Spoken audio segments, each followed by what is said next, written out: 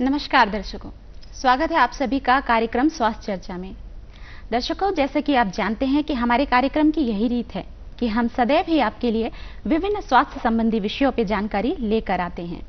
इसी कड़ी में आज हम आपको बताएंगे स्तन कैंसर के बारे में। जी हाँ, स्तन कैंसर क्यों होता है, इसके पीछे का कारण क्या है और इससे बचने के उपाय क्या हैं। साथ ही आपको बताएंगे कि स्तन कैंसर की सर्जरी के बाद फिजियोथेरेपी की मदद से हम किस प्रकार पुनः पहले जैसा जीवन जी सकते हैं। इन तमाम बिंदुओं पर हमें विस्तार पूर्वक जानकारी देने के लिए बतौर विषय विशेषज्ञ इस वक्त जो अतिथि हमारे साथ ये मंच साझा कर रहे हैं, आइए हम आपका उनसे परिचय करवाते हैं। इस वक्त हैं हमारे साथ डॉक्टर मयूरी खेदुलकर जी। आप हैं फिजियोथेरेपिस्ट और आपने fellowship in breast cancer pre and post natal physiotherapy किया है। तो डॉक्टर साहिबा, आपका हमारे कार्यक्रम में बहुत बहुत स्वागत है। नमस्कार, धन्यवाद। तो डॉक्टर साहिबा, मैं सबसे पहले आपसे यही जानना चाहूंगी कि फिजियोथेरेपी से हम क्या समझते हैं। फिजियोथेरेपी चिकित्सा विज्ञान का वह शाखा है जिसमें हम मरीजों का इलाज व्यायाम और मशीनों दोनों के द्वारा करते हैं जी। और इसमें हम किसी भी उम्र के मरीजों का इलाज कर सकते हैं, बच्चों से लेके वृद्ध अवस्था तक। जी हाँ, तो आखिर वो कौन सी अवस्था होती है जब हमको ये महसूस होता है कि अब हमें फिजियोथेरेपिस्ट की आवश्यकता है। फिजियोथेरेपी की उपयोग जैसे कि मैंने बताया बच्चों में, जैसे मेंटली रिटार्डेड सीपी बच्चों में, ऑपरेशन के बाद बड़ों में, या कोई और कंडीशंस होती हैं जिसमें कि मरीज को शारीरिक कोई व्याधियां हों या उनको कुछ काम करने में परेशानियां हों, आर्थराइटिस वाले या नर्व से रिलेटेड हर अवस्था में हम फिजियोथेरेपी उपयोग कर सकते हैं। और फीमेल्स के भी हर कंडीशन में फिजियोथेरेपी बहुत कारगर है जी। जैसे कि प्रेगनेंसी के दौरान या उसके बाद डिलीवरी के बाद भी। और जैसे कि आज का हमारा टॉपिक भी है ब्रेस्ट कैंसर, तो उसमें भी फिजियोथेरेपी बहुत काम करता है। जी, तो किन किन बीमारियों पे और किस प्रकार फिजियोथेरेपी हमारे शरीर में काम करता है। किन किन बीमारियों में, जैसे कि आर्थराइटिस या ऑर्थोपेडिक रिलेटेड कंडीशंस में बोल सकते हैं। न्यूरोलॉजिक कंडीशंस जैसे पैरालिसिस होता है या एल्जाइमर्स या बहुत सारी ऐसी बीमारियां होती हैं जिसमें नसों में परेशानियां होती हैं मरीजों को। या आप बोल सकते हैं रिहैबिलिटेशन जो हम बोलते हैं जी। कि कोई और सर्जरी हुई या कुछ एक्सीडेंट हुआ, रोड ट्रैफिक एक्सीडेंट जैसे होते हैं, या कोई भी सर्जरी जैसे ब्रेस्ट कैंसर की भी है, उसके बाद भी हम फिजियोथेरेपी का उपयोग कर सकते हैं। हम सरल शब्दों में यही इसको समझेंगे कि ये एक प्रकार का व्यायाम है। किसी भी प्रकार की दुर्घटना के बाद शरीर को फिर से किस प्रकार से काम करना चाहिए, यही फिजियोथेरेपी होता है। तो इसके लिए क्या कोई विशेष उम्र है कि नहीं, इसी उम्र से हम फिजियोथेरेपी शुरू कर सकते हैं? नहीं, किसी भी उम्र से फिजियोथेरेपी शुरू की जा सकती है। जैसे कि मैंने बताया छोटे बच्चों में, जैसे सीपी चाइल्ड हो गए, सेरिब्रल पाल्सी जो बोलते हैं जी, या मेंटली रिटार्डेड बच्चे जिनमें बहुत छोटी उम्र से हमको पता चलता है कि वो कुछ काम जो एक उम्र के साथ आने चाहिए वो नहीं आते, तो उनमें भी हम शुरू कर सकते हैं जी। और बड़ी उम्र तक 70, 80 साल, 90 साल तक के भी मरीजों को हमने इलाज किया है फिजियोथेरेपी के थ्रू। जी, मतलब फिजियोथेरेपी में उम्र की कोई सीमा नहीं है। डॉक्टर साहिबा, अब मैं आपसे जानना चाहूंगी कि महिलाओं में किस किस प्रकार के कैंसर पाए जाते हैं। महिलाओं में मुख्यतः जो इंडिया में देखा गया है ब्रेस्ट कैंसर सबसे ज्यादा कॉमन है जी। उसके अलावा गर्भाशय का कैंसर, अंडकोश का कैंसर जी, या ओवेरियन कैंसर जो बोलते हैं, माउथ कैंसर और कोलोरेक्टल कैंसर भी पाया जाता है। जी, अब हम चाहेंगे कि आप हमें ब्रेस्ट कैंसर के बारे में विस्तार पूर्वक बताएं। कोई भी कैंसर को हम बोल सकते हैं कि जब नॉर्मल जो सेल्स या कोशिकाएं होती हैं, जब उनका विभाजन अनियंत्रित हो जाए तो हम उसको कैंसर बोलते हैं। ब्रेस्ट कैंसर में जो स्तन की कोशिकाएं होती हैं वो जब अनियंत्रित तरह से बढ़ने लगे तब उसको ब्रेस्ट कैंसर कहा जाता है। तो इसके प्रारंभिक लक्षण क्या होते हैं, हम कैसे समझे कि हम ब्रेस्ट कैंसर के शिकार हो रहे हैं।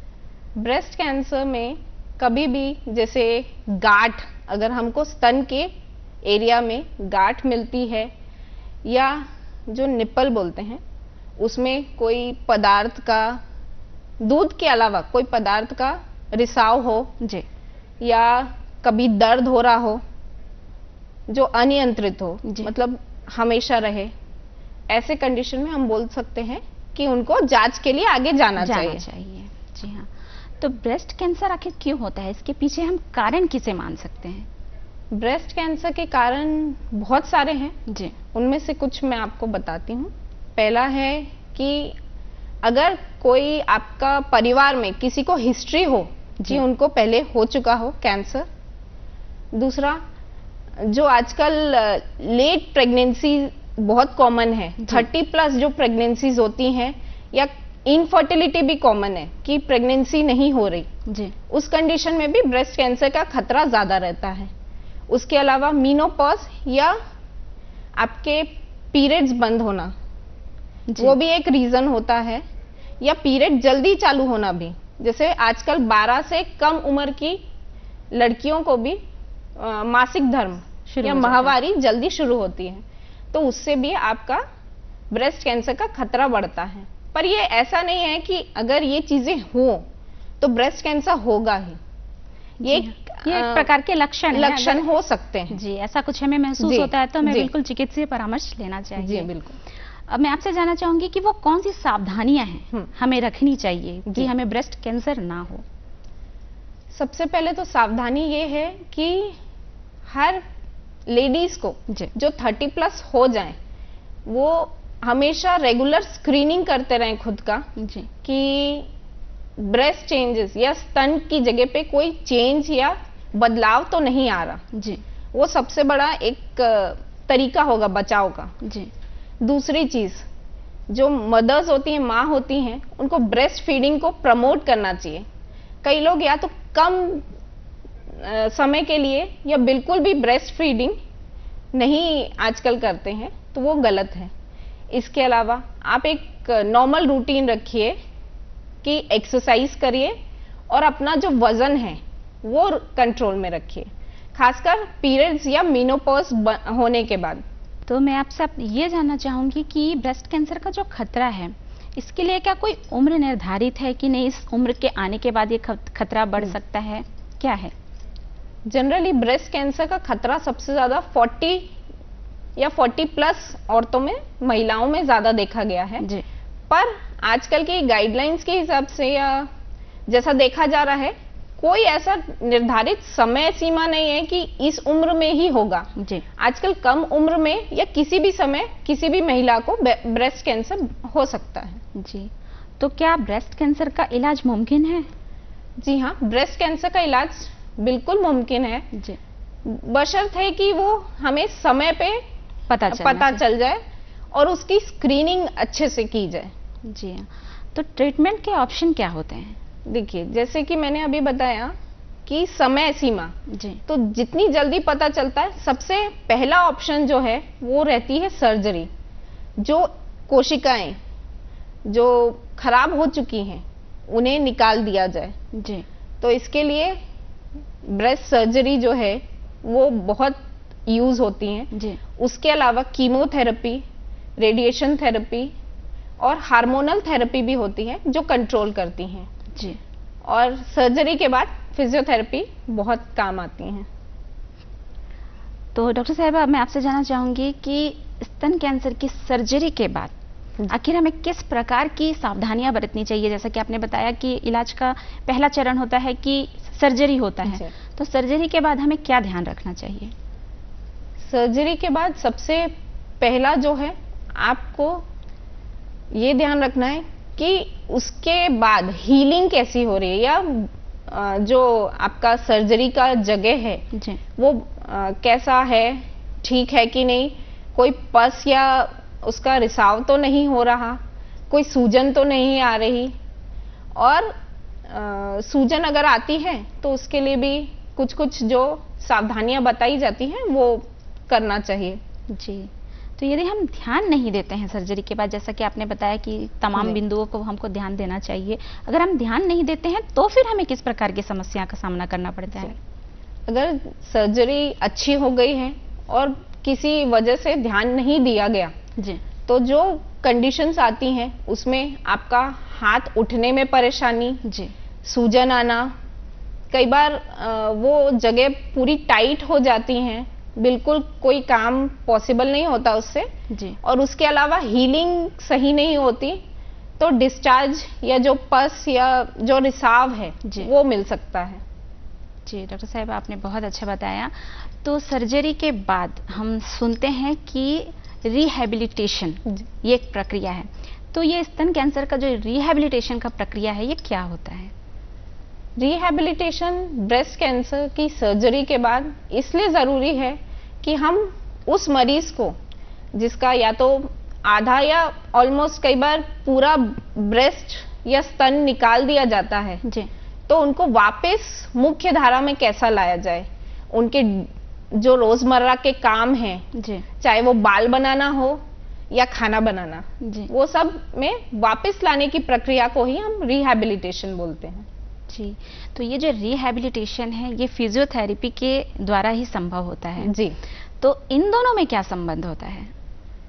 फिजियोथेरेपी ये है कि हम जो ट्रीटमेंट दे रहे हैं उनको, चाहे वो जो एक्सरसाइज हम कराते हैं या जो हीलिंग के लिए हम कुछ मशीनें लगा सकते हैं जी। वो फिजियोथेरेपी का पार्ट है जी। और रिहैबिलिटेशन हम उनको मुख्य धारा में कैसे लाते हैं कि उनसे काम करने का तरीका कि कैसे वो यूज कर सकती है उस साइड को जी। उस हाथ को जिस साइड का ब्रेस्ट निकाला गया है उसको हम रिहैबिलिटेशन बोलते हैं। तो इस रिहैबिलिटेशन की प्रक्रिया में फिजियोथेरेपी किस तरह से मदद करती है? रिहैबिलिटेशन में हम वही करते हैं कि आपका पोजीशन या किस तरह वो इस्तेमाल कर सकती हैं सर्जरी वाली जगह को, जी। उसको अच्छे से रख सकते हैं, उसका सूजन कम कर सकते हैं और उसको इस्तेमाल कैसे करें जी। वो पोजीशन हम समझाते हैं और ऐसी एक्सरसाइजेस बताते हैं कि वो हाथ या वो एरिया काम के लायक बन जाए, पहले जैसे बन जाए। ये फिजियोथेरेपी का महत्व होता है। जी डॉक्टर साहिबा, अब मैं आपसे जानना चाहूंगी कि सर्जरी भी हो गई जी। अब हमने ध्यान नहीं दिया, कुछ समस्याएं आ रही हैं, तो किस वक्त हमें ये महसूस करना होगा कि अब हमें फिजियोथेरेपिस्ट की आवश्यकता है सर्जरी के बाद? जनरली जैसा प्रोटोकॉल है वैसे तो सर्जरी के अगले दिन से ही डे 1 जो हम बोलते हैं, डे 1 से ही फिजियोथेरेपी चालू कर देनी चाहिए। जी। अगर किसी कारणवश ये नहीं हो पाता तो मरीज में वही परेशानियां आ सकती है कि सूजन बढ़ जाए जी। या हाथ उठने में परेशानियां हो, तब उनको तुरंत फिजियोथेरेपिस्ट के पास जाना चाहिए और अच्छे से इलाज चालू कर देना चाहिए। मतलब कहने का यही मतलब है कि यदि हमने सर्जरी करवा ली है तो हम निश्चिंत नहीं बैठ सकते कि हम ठीक हो चुके हैं। उसको पूरी तरीके से ठीक करने के लिए हमें फिजियोथेरेपी की मदद लेनी ही चाहिए। तो डॉक्टर साहब, अब मैं आपसे जानना चाहूंगी कि क्या समय होता है जब हम सर्जरी के बाद फिजियोथेरेपी शुरू करते हैं जो हमको आराम महसूस होता है, तो उसका कोई समय सीमा है? जी, समय जैसे मैंने अभी बताया कि सर्जरी के अगले दिन से ही फिजियोथेरेपी शुरू कर देनी चाहिए। जी। तो हल्की हल्की एक्सरसाइजेस शुरू की जाती हैं जैसे बॉल से या पोजीशनिंग या जो हम बोलते हैं कि तकिए के ऊपर हाथ रखें ताकि सूजन ना आए। जी। उसके अलावा जैसे कि ड्रेन या जो पाइप लगा रहता है वहां का गंदा खून वगैरह जो निकालने के लिए, उसके बाद थोड़ा सा एक्सरसाइजेस बढ़ाया जाता है ताकि हाथ का या वो जगह का इस्तेमाल थोड़ा ज्यादा हो सके। जी, आपने हमें बहुत बेहतरीन जानकारी दी कैंसर के बारे में, स्तन कैंसर के बारे में। अब मैं आपसे एक प्रश्न ये पूछना चाहूंगी जो मुझे लगता है हमारी तमाम बहनों के मन में होगा कि किस उम्र के बाद, एक लड़की भी है तो वो किस उम्र के बाद उसे एनुअल चेकअप कराना चाहिए कि किसी भी प्रकार का ये स्तन कैंसर या गर्भाशय का कैंसर का कोई खतरा ना हो, तो क्या उम्र होती है कि जब हम ये चेकअप शुरू कर सकते हैं? देखिए, वैसे तो 30 साल की उम्र के बाद जी हर फीमेल को, हर महिला को जो ब्रेस्ट सेल्फ एग्जामिनेशन हम बोलते हैं, स्तन का स्वयं जो परीक्षण है जी, वो खुद शुरू कर देना चाहिए, कम से कम महीने में एक बार। और अगर ऐसे किसी क्लिनिशियन या किसी डॉक्टर से दिखाना चाहें तो हर 5 वर्ष में, 30 साल की उम्र के बाद हर 5 वर्ष में एक बार उनको जाके जी किसी भी डॉक्टर या ट्रेन नर्स से चेकअप कराना चाहिए। जी, क्योंकि खतरा आए उससे पहले ही हमें जी, सतर्क हो जाना सावधान। चाहिए, और अभिभावकों को भी आवश्यकता है कि वो अपनी बेटियों को ये सलाह दें। इसमें कोई संकोच की बात नहीं है, समस्या आने से पहले हम इसको सतर्क हो सकते हैं इससे। डॉक्टर साहिबा, मैं आपसे जानना चाहूंगी कि फिजियोथेरेपी में हमने तो बात की स्तन कैंसर के बारे में, इसके अलावा और किन किन समस्याओं को फिजियोथेरेपी के माध्यम से हम ठीक कर सकते हैं? जिसे हम लोगों ने अभी बात की थी, जी ऑर्थोपेडिक कंडीशंस, हड्डी की रोगों में, न्यूरोलॉजिकल या नसों की परेशानियों में, बच्चों के कंडीशंस में, जैसे कि शुरू में जैसे बचपन में कुछ परेशानियां हो, जी उसके अलावा महिलाओं में कैंसर ही नहीं, इसके अलावा प्रेगनेंसी में भी फिजियोथेरेपी का रोल है, और कुछ कुछ और भी कंडीशंस रहती हैं जिसमें हम फिजियोथेरेपी का उपयोग कर सकते हैं। जी और आजकल वैसे लेडीज में बैक पेन और सर्वाइकल पेन जी जी बहुत कॉमन है, जी, क्योंकि ऑपरेशंस वगैरह जो होते हैं उसके बाद। तो इसका इलाज भी फिजियोथेरेपी से जी, मतलब हमें बिल्कुल। आराम मिलता है। जी, जी। बिल्कुल। तो डॉक्टर साहब, आप मैं आपसे जानना चाहूंगी कि कोई एक कैंसर पीड़ित व्यक्ति है तो उसके साथ परिवार का कैसा व्यवहार होना चाहिए?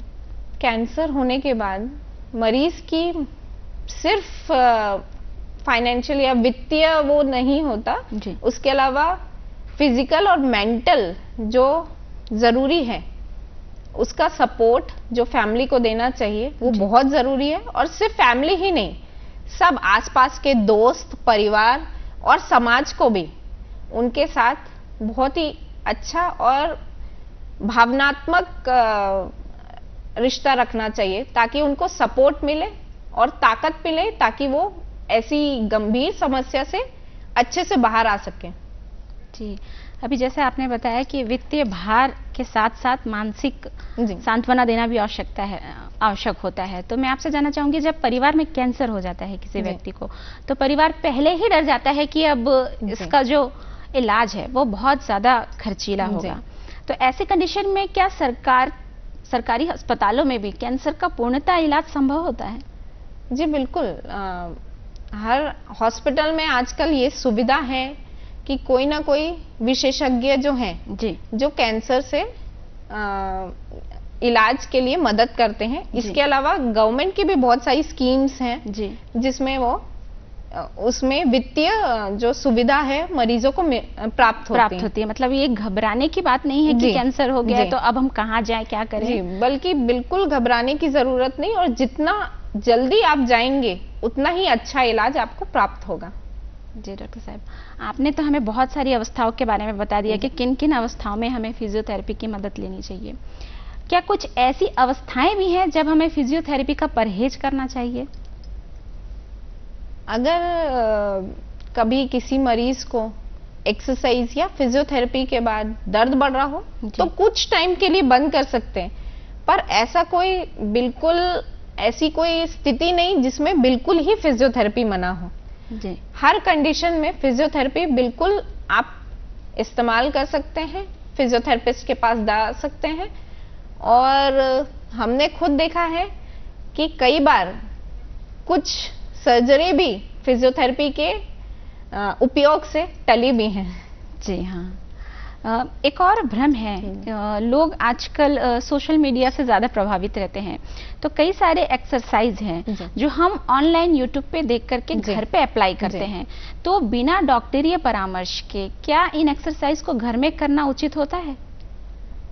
देखिए, डॉक्टरी परामर्श के बिना करना, उसमें एक रिस्क ये रहता है जी कि उसमें कभी ये नहीं बताते कि किस स्पीड में या कितनी देर वो चीज करनी है आपको। जी तो कभी भी किसी को पता नहीं रहता, या चाहे वो नॉर्मल हो या कोई मरीज हो, उनको ये नहीं समझ में आता कि हमको कब रुकना है। जी, तो उससे आपको फायदा कम और नुकसान के ज्यादा चांसेस होते हैं।